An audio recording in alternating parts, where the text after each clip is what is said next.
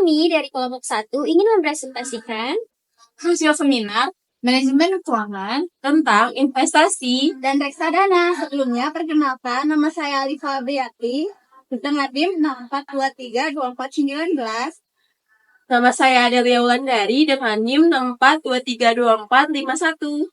Nama saya Desita Azahra dengan NIM 64232442.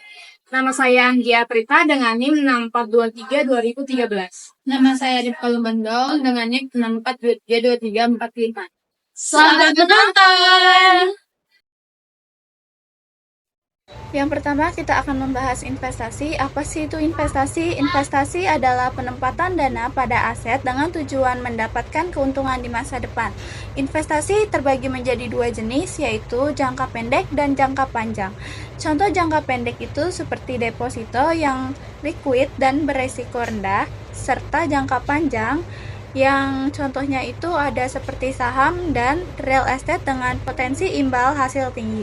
Salah satu instrumen investasi yang populer adalah reksadana, yaitu kumpulan dana dari banyak investor yang dikelola oleh manajer profesional. Reksadana memberikan manfaat diversifikasi, yaitu penyebaran risiko pada berbagai aset seperti saham, obligasi, dan pasar uang, serta akses mudah yang cocok untuk investor pemula. Lalu ada reksadana memiliki beberapa jenis, seperti ekuitas, pendapatan tetap, pasar uang, dan hibrida, yang dapat dipilih sesuai dengan tujuan investasi. Selanjutnya ada manfaat utama reksadana bagi investor meliputi diversifikasi yang membantu menyebarkan risiko pada berbagai aset serta kemudahan akses. Namun, investasi ini juga memiliki risiko, seperti risiko pasar dan risiko likuiditas. Kinerja reksadana dipengaruhi oleh faktor ekonomi dan pasar, termasuk ekonomi makro, perubahan suku bunga, dan kebijakan pemerintah. Di Indonesia, reksadana diatur oleh Otoritas Jasa Keuangan atau yang biasa disebut dengan OJK yang memberikan perlindungan bagi investor melalui berbagai peraturan. Pemilihan reksadana yang sesuai dengan profil risiko investor sangat penting. Misalnya, reksadana pasar uang cocok bagi investor konservatif, sementara reksadana saham lebih sesuai untuk investor yang agresif. Selanjutnya ada jenis-jenis reksadana. Yang pertama itu reksadana pasar uang. Contohnya investasi pada instrumen pasar uang seperti deposito, sertifikat Bank Indonesia atau SDI, dan obligasi dengan jangka waktu pendek. Karakteristiknya itu ada risiko lebih rendah dan likuiditasnya tinggi, cocok untuk investor yang mengutamakan keamanan dan kemudahan pencairan. Yang kedua ada reksadana pendapatan tetap. Sebagian besar dana diinvestasikan pada obligasi. Karakteristiknya itu memberikan pendapatan tetap dan risiko rendah dibandingkan reksadana saham, cocok untuk bagi investor yang mencari stabilitas. Selanjutnya akan dilanjutkan dengan saya, yaitu masih dengan jenis-jenis reksadana. 3. Reksadana saham. Dana diinvestasikan pada saham yang diperdagangkan secara publik. Karakteristik, potensi imbal hasil tinggi, namun resiko juga tinggi, cocok bagi investor dengan profil resiko agresif yang ingin pertumbuhan aset lebih besar. Yang keempat ada reksadana campuran. Investasi dilakukan pada kombinasi saham, obligasi, dan instrumen pasar uang. Karakteristik diversifikasi yang lebih baik dengan keseimbangan antara potensi keuntungan dan risiko, cocok bagi investor dengan tujuan jangka menengah yang menginginkan portofolio yang seimbang. Selanjutnya ada mekanisme kerja reksadana. Apa sih mekanisme kerja reksadana itu? Yang pertama, ada investor reksadana. Investor individu atau perusahaan yang menginvestasikan dananya dengan membeli produk reksadana yang dikelola melalui manajer investasi, seperti Profunds. Terus yang kedua ada reksadana.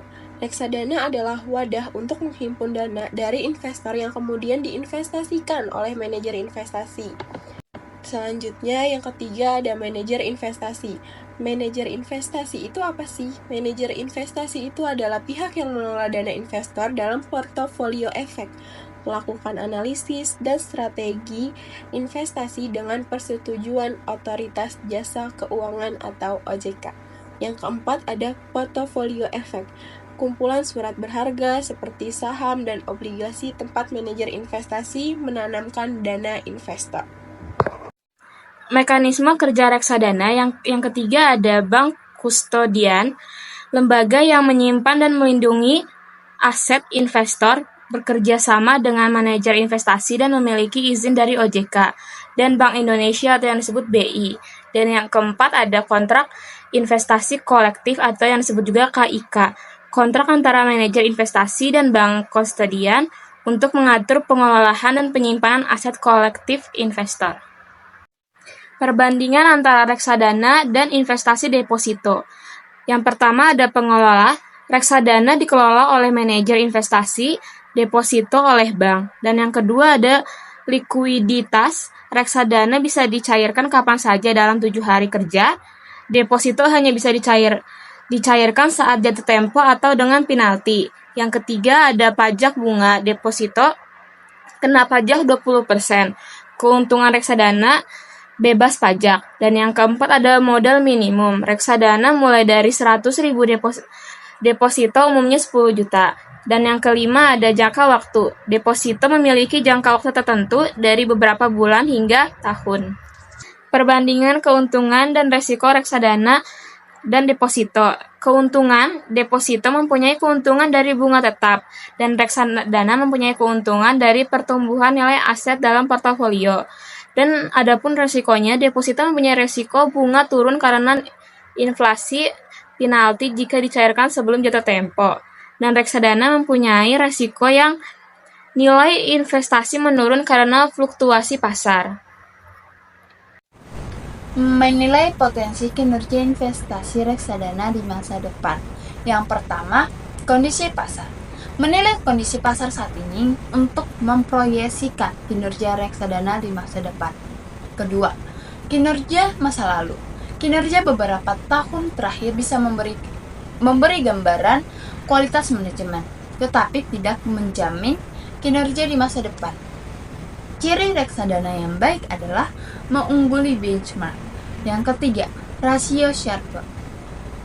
Semakin tinggi nilai Sharpe, semakin baik kinerja reksadana. Keempat, standar deviasi.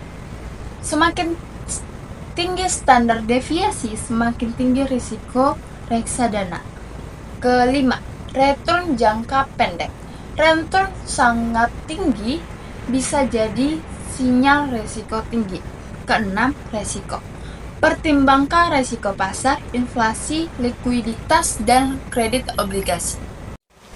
5 tahapan dalam pembuatan reksadana. Yang pertama, pembukaan rekening.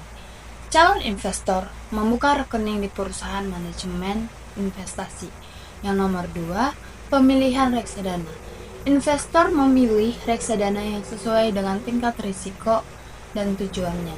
Yang nomor 3, transfer dana. Investor mentransfer dana uang ke rekening reksadana. Yang keempat, mendapatkan unit investasi. Investor menerima unit investasi yang dihitung berdasarkan jumlah modal yang ditanam dan nilai aset atau NAV per unit. Yang terakhir atau yang nomor 5, pelacakan utang dan rugi. Investor dibagi menurut rasio untung dan rugi reksadana. Hal yang perlu diperhatikan dalam melaksanakan reksadana. Yang pertama, manajer investasi bertanggung jawab dalam mengelola dana investor.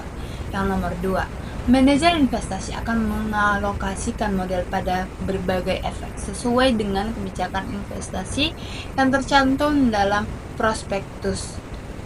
Yang nomor 3, bank kustodian yang ditunjuk oleh manajer investasi bertanggung jawab atas pelaksanaan transaksi, pencatatan efek, dan penghitungan dividen.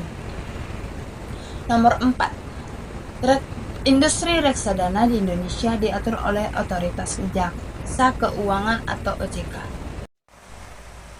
Cara mengevaluasi kinerja historis reksadana ada 3 macam. Yang pertama, Bandingkan kinerja periodik dengan benchmark, yaitu lihat laporan fun fact sheet untuk kinerja bulanan, tahunan, dan sejak peluncuran. Bandingkan dengan tolak ukur benchmark dan rata-rata industri. Yang nomor 2, yaitu evaluasi dengan reksadana serupa di pasar untuk melihat apakah kinerjanya lebih baik. Yang nomor 3, perhatikan pengukuran risiko, yaitu gunakan parameter seperti beta atau volatilitas relatif terhadap pasar, risk adjusted return atau efisiensi risiko, dan Sharpe ratio atau return tambahan per risiko untuk melihat imbal hasil berdasarkan risiko. Cara mengevaluasi kinerja historis reksadana. Yang keempat, konsistensi kinerja. Perhatikan kestabilan performa, yaitu fluktuasi tinggi mungkin menunjukkan manajemen risiko yang kurang baik. Yang kelima, dana kelolaan. Dana kelolaan besar memberi likuiditas tinggi, tapi terlalu besar bisa membatasi fleksibilitas pengelolaan.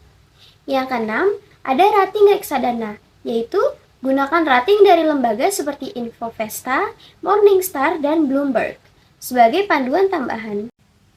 Tips cek investasi bodong. Yang pertama, memberikan janji pasti untung cepat dan return yang tinggi. Yang kedua, tidak memiliki izin yang jelas. Yang ketiga, ngeklaim gak ada resiko. Biasanya member get member. Tips memilih investasi bagi pemula. Yang pertama, sesuai dengan budget. Jangan memaksa jika budget tidak cukup. Yang kedua, self-assessment atau evaluasi diri. Setiap orang punya resiko yang berbeda, jadi sesuaikan dengan pilihan investasinya. Yang ketiga, tentukan tujuan investasi. Kalau goalsnya butuh uang yang banyak, tentu harus mencari instrumen yang memberi potensi imbal hasil yang lebih tinggi dalam jangka panjang. Dari presentasi kami, kesimpulannya adalah Deposito dan reksadana pasar uang merupakan dua instrumen investasi yang cocok untuk pemula karena relatif beresiko rendah. Tetapi jika dibandingkan reksadana, pasar uang memiliki keunggulan terutama dari bisa cair kapan saja, besaran return, apalagi setelah dipotong pajak, dan nominal minimum pembelian. Itu dia kesimpulan dari presentasi kelompok kami. Mohon maaf bila ada kekurangan. Terima kasih.